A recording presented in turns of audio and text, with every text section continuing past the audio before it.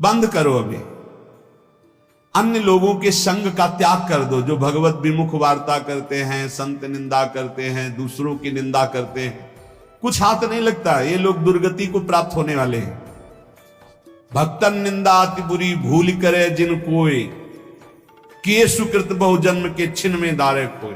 पर निंदा के किए ते नहीं आवत नहीं कछुआत, मूर्ख पर्वत पाप को ले चल अपने साथ। तो अलम कश्यापि संगत्या, ऐसा संग मत करो जिनके पास बैठने से भक्त निंदा, जन निंदा, भगवत निंदा हो। ऐसे से दूर रहो, अलम बंद कर दो ऐसे लोगों का संग।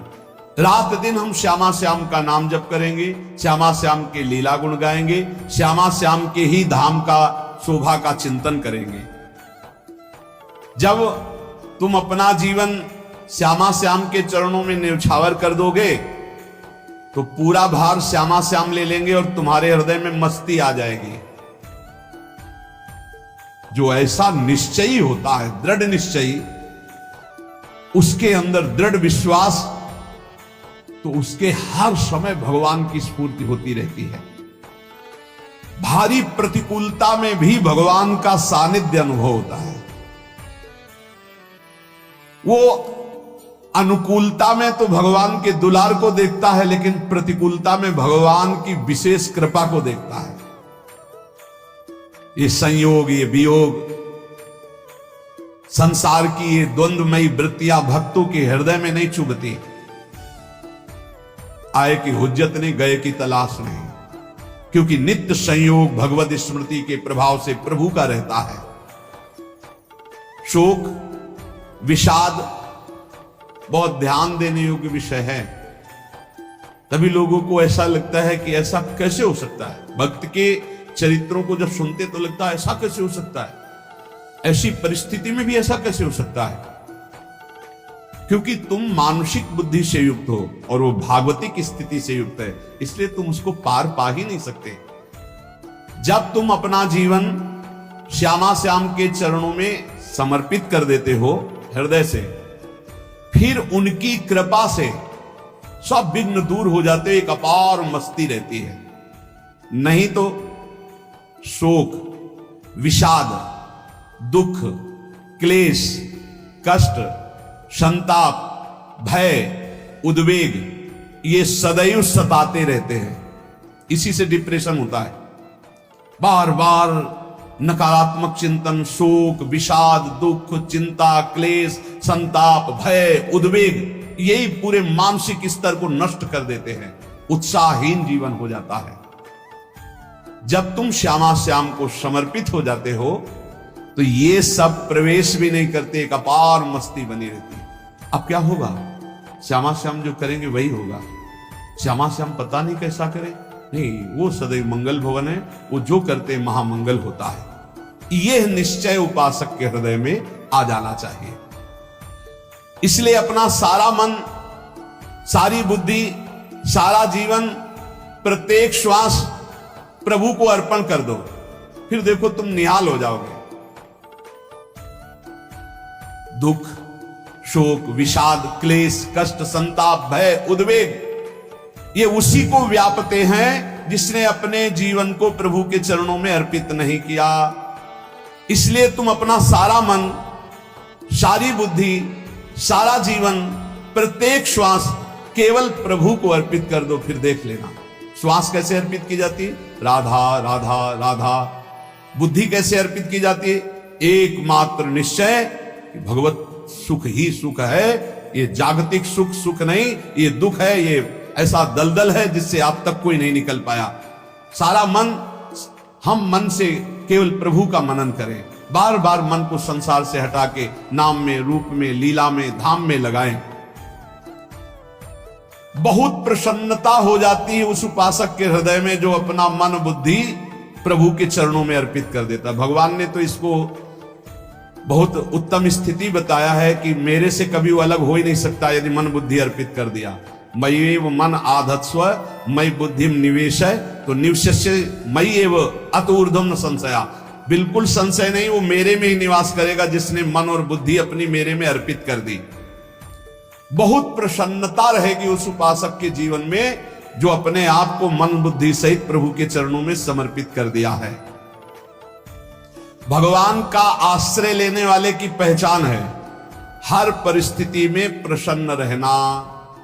देखो आप भगवद आश्रित हो कि नहीं, देखो अनुकूल परिस्थिति में तो सब प्रसन्न रहना, लेकिन प्रतिकूल परिस्थिति में प्रसन्न रहना यह भगवान के भक्तों का लक्षण है। हर परिस्थिति में प्रसन्न रहना यह भगवान के भक्तों का लक्षण है। आनंदगन भगवान का आश्रय मिलते ही आनंद छा जाता है हृदय में। उनके पास आनंद का अभाव होता ही नहीं है। जैसे सूर्य का प्रकाश उदय होते ही सूर्य का प्रकाश संपूर्ण अंधकार को नष्ट कर देता है, ऐसे ही भगवान का संपूर्ण आश्रय लेते ही सब दुख चिंता शोक नष्ट हो जाते, आनंद ही आनंद। तुम भगवान के मंगलमय रूप को नहीं जानते हो, पर उनके मंगलमय भाव को विधान को मानना शुरू कर दो। जो भी होता है मंगलमय होता है। हमने जीवन में देखा है, अगर इधर कोई बहुत बड़ा सुख दिया तो देर नहीं लगेगी, 24 घंटे नहीं व्यतीत होंगे और ऐसे दुख दे देंगे, जिससे दोनों का समान भाव रख करके ना दुख में तुम भूलो प्रभु को, ना सुख में फूलो, सीधे भगवत मार्ग में चल। पूरे जीवन की बात देखा है। भगवान के मंगल विधान में सदा सर्वदा सुख ही सुख है, इस बात को मान के प्रसन्न हो जाओ। जब भगवान का भजन करने वाले की तन्मयता बढ़ती है भजन में, तो द्वेषी जन अपने आप तैयार हो जाते हैं। भक्त कभी किसी से द्वेष नहीं करता, अपने आप वो द्रोह करने लगते हैं। तो नरसिंह मेहता जी से बहुत गांव के कई लोग थे जो जलते थे, ऐसे जलते थे कि अब क्या करें, कैसे मिटा दे नरसिंह मेहता जी को। उपाय तो मिल नहीं रहा था। तो एक दिन संतों की मंडली आई और उन्होंने कहा कि हम रास्ते में कोई चोर आदि धन ना ले ले, इसलिए यहां से किसी की हुंडी चलती है क्या द्वारिका में? पहले ऐसा था। बोले हाँ हाँ, हमारे यहां बहुत बड़े सेठ हैं नरसिंह मेहता जी, पर आप कहोगे वो मना कर देंगे। कई बार कहोगे, अगर वो स्वीकार कर ले तो वहां। और उनका लक्ष्य था कि नरसिंह मेहता जी की तो खाने की भी सुविधा नहीं थी, हुंडी कहां की बात आई। उनका था कि जब वो ना कहेंगे तो संत जन नाराज हो जाएंगे, अगर हाँ कह दिया तो वहां हुंडी चुकेगी नहीं, तो संत जन अपने आप इनको शाप दे देंगे, अपराध बन जाएगा, ये नष्ट हो जाएंगे। संतों को भेजा नरसिंह मेहता जी ने, सबकी दंडवत की, चरण पखाड़े। तो उनका ये इतना रुपया है, द्वारिका में साधु सेवा हम करेंगे, वहां तुम्हारी हुंडी चलती है, तो आप ऐसे। अरे उनका आप कहाँ भूल रहे हो, यहाँ खाने की भी व्यवस्था। बोले हमें सब पहले से बता दिया गया कि आप मना करोगे, बार बार मना मत करो, हमें पता है। तो ठाकुर जी की तरफ देखा, बोले क्या लीला है प्रभु, संतों से हम क्या कहें, ये ले रुपये। उस समय स्वर्ण की मोहरें चलती थी, बेच के बाजार से खूब उन संतों को पवाया, उन्हीं संतों की सेवा की। और उनका अपने सेठ का नाम तो बताओ जहां हमें जाके हुंडी मिलेगी। सेठ सावल शाह सेठ। संत जन गए वहां, पूछा कि नरसिंह मेहता जी का जिन सेठ से परिचय, उनका नाम सावल शाह सेठ, उनकी गद्दी कहां है? तो जो कुछ भक्त थे वो द्वारिकाधीश की तरफ संकेत करते कि वही हैं। बोले नहीं नहीं, वो सेठ है, उनकी गद्दी चलती, पूरी बाजार में कहीं कोई। अब संत जन एकांत में होकर के बहुत विचलित हुए, क्या हमारे साथ धोखा हुआ? नरसिंह मेहता जैसा संत क्या धोखेबाज हो सकता है?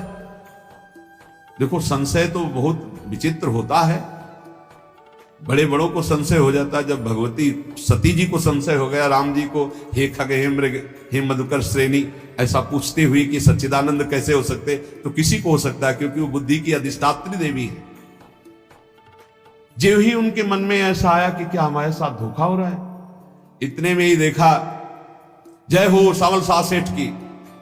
होगा सावल शाह सेठ, तो देखा बढ़िया मुनीम जी उनके साथ, तो सेठ बस्ता लिए हुए मुनीम जी, सरकार इधर से चलो। तो उनका सावल शाह सेठ आपका नाम है? संतों ने कहा। बोले हाँ। बोले नरसिंह जी, हाँ। बोले आपकी हुंडी आ गई है। हुंडी एक कागज में लिखा कि ये हमारे सेठ जी को दे देना। वैसे लोग मुझे माखन चोर कहते, कोई कुछ कहता, लेकिन आपने सेठ बना दिया। जब आपने सेठ बना ही दिया तो आप कभी परवाह मत करना दो। और ये सेवक आपकी सेवा में सदैव तत्पर है, भगवान ने ऐसा लिया। जो भगवद आश्रित है, एक बार ये चलता रहता है, जो संत जन होते हैं उनके विरोधी अपने आप बन जाते हैं, किसी से कोई मतलब नहीं, अपने आप विरोधी बन जाते हैं। कबीरदास जी का पूरी काशी में यश था। भजन करने वाले महापुरुषों का यश बढ़ता है जब, तो जो भजनहीन होते हैं उनके हृदय में जलन पैदा हो जाती है और उनको विविध प्रकार से फंसाना चाहते हैं, उनको कष्ट देना चाहते हैं। तो कबीरदास जी के यश को भूमिल करने के लिए कुछ ब्राह्मणों ने एक रचना रची, मुड़ मुड़ा के कबीरदास जी के शिष्य बन करके पूरी काशी के सब आश्रमों में निमंत्रण दे आए। कल भंडारा है, संत सेवा है, सबने स्वीकार किया। कबीरदास जी अपनी दिनचर्या करके निकले तो संत मंडली आने लगी। बोले कै बजे सेवा है? साधु सेवा। बोले कौन सी साधु सेवा? बोले कल आपके शिष्यजन निमंत्रण दे के आए, पूरी काशी के सब संत आ रहे हैं। कबीरदास जी ने कहा यहाँ तो एक की भी व्यवस्था नहीं, पूरी काशी के संत आ रहे हैं। अच्छा, समझ में आ रहा है, लीला बिहारी तुम लीला करना चाहते हो। गए अपना निकल गए गंगा किनारे, एक झाऊ के नीचे बैठकर अपना भजन ध्यान में मगन है। 11-12 बजे तो उन्होंने देखा संतों की मंडली, काशी तो बहुत। कबीरदास जी ने देखा कि आश्रम की, तो बोले पता नहीं क्या होगा, चलो चलते हैं। तो ऐसे गमछा वस्त्र करके ऐसे डालकर मुंह ढक करके, वहां बड़ी बड़ी पंगत लगी थी। कबीरदास जी सबको पाओ जी पाओ। कबीरदास जी के रूप में स्वयं भगवान पाओ जी। कबीरदास जी ने कहा अच्छा, जब स्वामी परस रहे तो हम भी बैठ के पा ले। तो जब उसी पंगत में बैठ गए अपना कपड़ा ढक करके, और जब मोहरे की दक्षिणा दे रहे थे सब लोग कि वाह कबीरदास जी ने आज तो साधु से सबको। जब कबीरदास जी के सामने आए तो ऐसे मुंह ढके, बोले देखो जो मेरा होता है उसे मुंह छुपाना नहीं पड़ता, मुंह ढकला नहीं पड़ता। लो दक्षिणा, तुम भी दक्षिणा लो। कबीरदास जी को कबीरदास जी दक्षिणा दे रहे, वो कबीरदास जी है भगवान, और ये पाले वाले कबीरदास जी है भगवान के जन। कभी भगवान अपने, अरे जमाने जोर लगा ले, कितना जोर लगाएगा, भक्त और भगवान का झंडा कभी न झुकने पाएगा। बिल्कुल चिंता, शोक, भय, उद्वेग रहित जीवन भगवद आश्रित। तुम भगवान के मंगल विधान में सदा सर्वदा प्रसन्न रहो। अब ये विचार कर लो कि भगवान जो करेंगे तुम्हारा मंगल करेंगे। अब थोड़ा ऐसा बीच में लगता है कि अमंगल हो रहा है क्या, लेकिन पक्का समझो बहुत बड़ा मंगल उनका विधान होता है। बहुत ही उत्तम मंगल होता है भगवान के शरणागत का। भगवान हमारे विचारों वाले नहीं हैं, हमारे विचार प्राकृतिक है, भगवान के विचार चिदानंदमय हैं। वो अपने विचार से हमारा मंगल करते हो, हम अपने विचार से मंगल चाहते हैं। भगवान के विचार से मंगल ही हमारा होगा, इसलिए कभी हमको चिंता, शोक, भय नहीं करना चाहिए। भगवान की ओर से कभी तुम्हारे लिए ऐसा विधान नहीं होगा कि तुम दुखी हो जाओ, बस तुम्हारी सोच हो सकती है, उसका परिणाम बहुत मंगल होगा। जगत की ओर से निराश हो जाओ, किसी से आशा मत रखो, फिर आप देखो आपका जीवन कैसा आनंद में व्यतीत होता है। ये जो जगत की आशा है यही दुख प्रदान करती, सच्ची जगत की आशा ही दुख प्रदान करती है। अगर जगत से कोई संबंध न रखा जाए और भगवत भाव में रहकर तो बहुत अच्छा जीवन चलेगा। अपने कर्तव्य का पालन करो, परिवार को भगवत स्वरूप मानकर पोषण करो, किसी से कोई संबंध मत रखो, कोई आशा मत रखो, यही अध्यात्म सिखाता है। अपने आप भगवत स्वरूप, सबका व्यवहार मंगलमय और आपका जीवन मंगलमय। अपने घर में ऐसे रहो जैसे किसी अतिथि के घर में रह जाता है, चलना है यहां से जाना है। कौन रहता है अपने घर में अतिथि की भांति? भगवान का भक्त। जाना है यहां से, अपनी प्रिया प्रीतम के पास जाना। ये हमारा घर नहीं है, यहां तो हम समय व्यतीत कर रहे हैं, अपनी आयु व्यतीत कर रहे हैं भगवत आराधना करते हुए। हमें जाना है प्रिया प्रीतम के पास। वास्तविक घर भगवान का धाम है हमारा, वास्तविक घर वाले प्रभु हैं हमारे। जो नित्य सच्चिदानंद भगवान के चरणों में अपने चित्त को समर्पित करता रहता है, उसको यह अनुभव होने लगता है कि बड़ी कृपा है हमारे ऊपर भगवान की, बड़ी कृपा है हमारे ऊपर। सर्वसमर्थ परम सुहृद भगवान ऐसे भक्त के ऊपर हर समय वरद हस्त रखे रहते हैं। ये केवल प्रवचन नहीं, सच्ची बात मानिए। ऐसे भगवान का वरद हस्त हर समय रहता है। जब भगवान की छत्र छाया में भक्त अपने को देखता है तो आसपास घोर विपत्तियों का भी समुदाय हो तो भी वो आनंद में मगन रहता है। हर हालत में आनंदित रहना ये भक्त का स्वभाव है। भगवान ऐसे भक्तों को प्यार करते हैं जैसे कछुआ अपने अंडे को बाहर रख आवे और रात दिन उसका चिंतन करे। जब भक्त भगवान को समर्पित होता है तो भगवान रात दिन उसकी ऐसे चिंतन सुरक्षा करते हैं। अभय ये दैवी संपदा का पहला गुण है। ये भगवान के शरणागत पर जागृत हो जाता है। वो भयभीत नहीं होता, किसी भी उससे भयभीत नहीं होता। यही डर ही डरपि हरिवंश हित जिनो भ्रमय गुण सलिल पर। इस डर से डरते रहना चाहिए कहीं गुण रूपी पानी में फिसल न जाए, नहीं तो गलती हो सकती है। साधक सावधान रहे। ये अभय दैवी संपदा का सबसे बड़ा गुण है। जो भयहारी भगवान की शरण में आ जाता है तो उसके अंदर ये अभय प्रकट हो जाता है।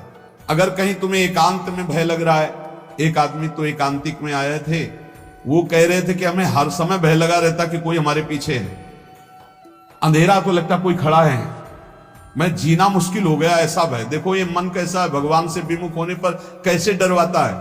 वो कह रहे हर समय मुझे डर लगा रहता है, कोई सामने खड़ा है, कोई पीछे खड़ा है, ऐसा भय लगने लगता है। और जब भगवान की शरण में आ जाते हैं तो ये अभय स्थिति हृदय में जागृत हो जाती है। कोई भी भय आसपास आ ही नहीं सकता, यहां तक कि नरक का भी भय खत्म हो जाता है जो भगवान की शरण में है। महापापी भी पुण्यात्मा महान भक्तों के समान वो उत्तम गति को प्राप्त हो जाता है जो भगवान की शरण में हो जाता है। पर ये जो भोगों का आश्रय लिए हुए हैं, मनमानी आचरण कर रहे हैं, ये कभी उस अभय को जान ही नहीं सकते कोई अभय पद है क्या। इनको तो कदम कदम पर शोक भय और दुख की प्राप्ति होगी, कोई बचा नहीं सकता जो भोगों में लगे हैं, मनमानी आचरण कर रहे हैं। अगर निर्भय होना चाहते हो, परम सुखी होना चाहते हो तो भगवान के शरणागत हो जाओ। सारे जगत को अभय दान देने वाले भगवान हैं। भगवान का एक प्रण है, ममपन शरणागत भयहारी। जो मेरी शरण में आ गया उसके भय का मैं नाश कर देता हूं। साधना में अवस्था मन की मानी जाती है कि आप कितने अच्छे साधक हैं। यदि आपका मन भगवदाकार है, हर समय भगवत चिंतन चल रहा है, आपके स्वप्न भागवती का रहे हैं, आपके विचार भागवतिक हैं, तो आपकी अच्छी साधना हो रही। और यदि आपके स्वप्न गंदे आ रहे हैं, क्योंकि स्वप्न में मन का ही सारा खेल होता है, और आपकी चिंतन वृत्ति वासनात्मक चल रही, तो अभी साधना का प्रभाव मन पे नहीं पड़ा है। जिसका मन हर समय भगवत चिंतन करता रहता है वो जीते जी जीवन मुक्त हो जाता है, अनुभव होता है। जैसे किसी ने कहा कि हमें कैसे पता चलेगा कि हमारा काम हो गया है, तो जैसे आप भोजन पा लेते हैं तो किसी दूसरे से गारंटी थोड़ी लेनी होती कि हम छक गए हैं क्या, आप जरा बताना हम छक गए हैं क्या। नहीं, अपने हृदय में आ जाता है कि अब मैं तृप्त हो गया। ऐसे ही अपने हृदय में आ जाता है कि मेरा काम हो गया, अब मेरा जन्म नहीं होगा। ये हृदय में आ जाता है, अपने आप अनुभव में आ जाता है। जब स्वरूप बोध होता है तो किसी और से सलाह थोड़ी लेनी होती है, वो अपने आप अनुभव में आ जाता है। हां, यदि गुरुदेव का वर्ण नहीं किया है तो फिर आपको किसी न किसी गुरु से प्रमाणित करवाना पड़ेगा। अगर गुरुदेव का वर्ण किया है तो वही मंत्र, वही नाम, वही गुरु शरणागति आपको अंदर से पुष्ट कर देगी कि आपका काम हो गया है। विषय चिंतन करता हुआ मन विषय आसक्ति को प्राप्त होता है। विषय आसक्ति को प्राप्त हुआ मन बार बार जन्म मरण और नरक को प्राप्त होता है। बस ये विषय चिंतन हटाना ही प्रमुख कर्तव्य साधना का है। बार बार मन को विषयों से हटा करके प्रभु के नाम में लगाओ, प्रभु के रूप में लगाओ, प्रभु की लीला में लगाओ। जहां भगवान प्रकट होते हैं वहां परमानंद की बाढ़ आती है। दोस्तों अगर वीडियो अच्छा लगा हो तो चैनल को सब्सक्राइब कर बेल आइकन को प्रेस करें और दोस्तों वीडियो ज़्यादा से ज़्यादा शेयर करें। जय श्री महाकाल।